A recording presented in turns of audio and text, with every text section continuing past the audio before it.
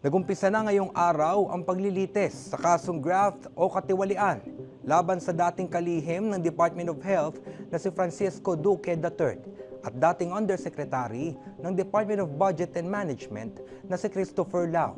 Yan ay matapos ang 1 taon at 9 na buwan magmula ng isampa ng Office of the Ombudsman ang kaso sa Sandigan Bayan noong September 2024.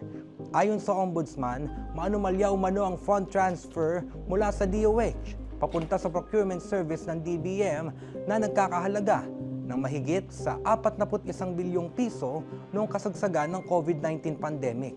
May kapasidad naman daw kasi ang DOH na bumili ng mga kagamitan at hindi na dapat iniatang ito sa procurement service ng DBM. Noong 2021, nagsagawa din ng investigasyon ang Senate Blue Ribbon Committee kaugnay ng nasabing anomalya. Kaya unang sumalang sa witness stand si Assumption Ingrid Reyes ng Senate Legislative Records and Archives Service.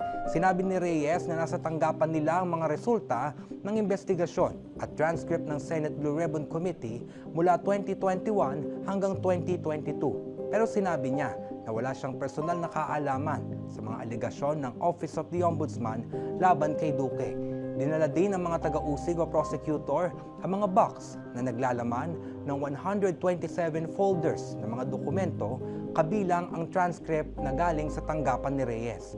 Dinala ang karamihan ng mga box sa tanggapan ng Ombudsman pagkatapos ang paglilitis. Samantala, wala si Duque at Lau sa paglilitis dahil bailable ang graft kaya nakapagpiyansa ang dalawa.